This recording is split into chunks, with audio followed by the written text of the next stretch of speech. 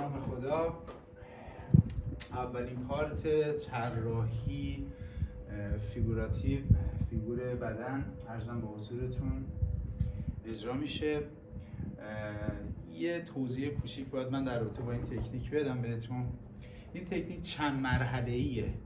ما سعی کردیم هر مرحله رو 3-4 تا فیگور انتخاب بکنیم، پارت یکش انجام بشه، مراحل بعدی که با به اصطلاح ابزارهای مختلف روش کار میشه رو بعداً بهتون توضیح بدیم. فعلا نیاز داریم به یک مداد پلیکروم فابر. عرضم به حضورتون که 157 من انتخاب کردم چون خاصیت کار با آبم داره. برای تیره کردن بعضی از قسمت‌ها ازش استفاده میکنم. فعلا طرح مقدماتی به روش خطوط محیطی زده میشه. یعنی که خطوط محیطی نه که بخوام محیطیشو بگم، توی خطوط محیطی ما میگیم همزمان کردن چشم و دست. یعنی چشم و دست همزمان با هم دیگه حرکت میکنن.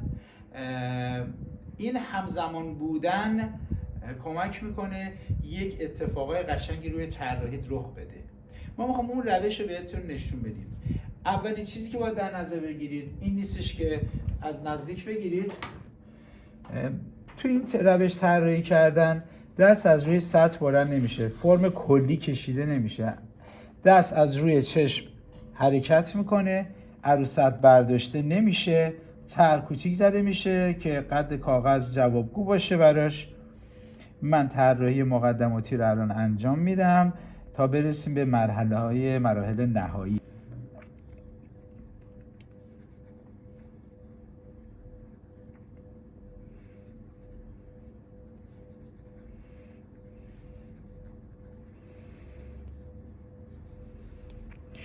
دست از کاغذ برداشته نمیشه.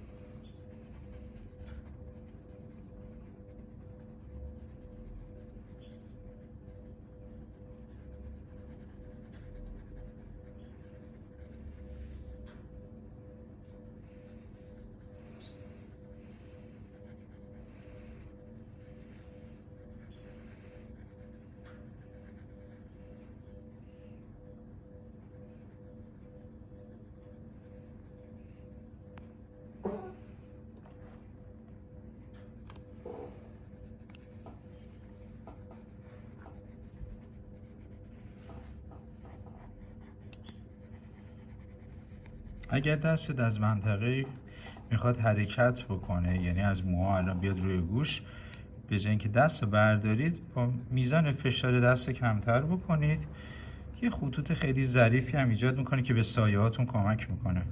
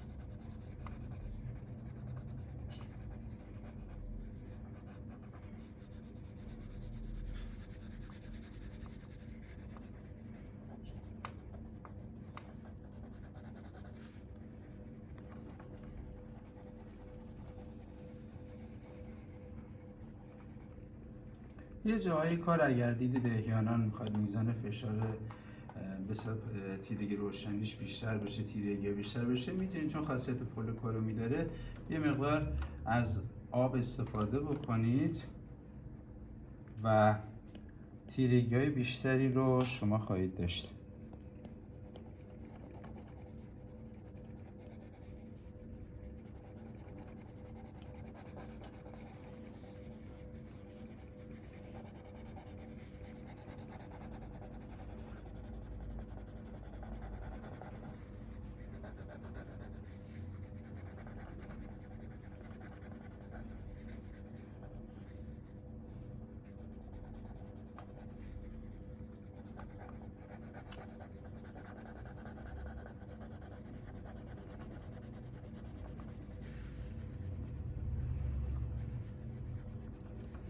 ببینید شما مناطقی که دارم میخوام عوض کنم منطقه رو از کجا به کجا حرکت میکنم، ولی دستم روی سطح حرکت رو داره.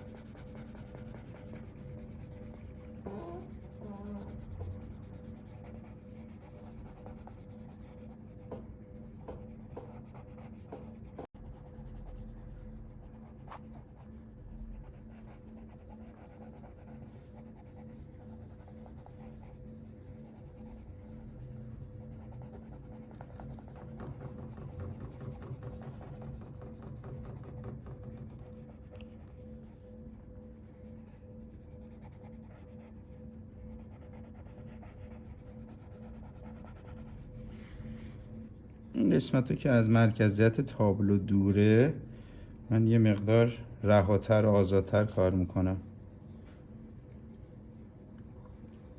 حالا ملاحظه بکنید تو این قسمت ها، این قسمت پا رو ببینید کامل کار نشده.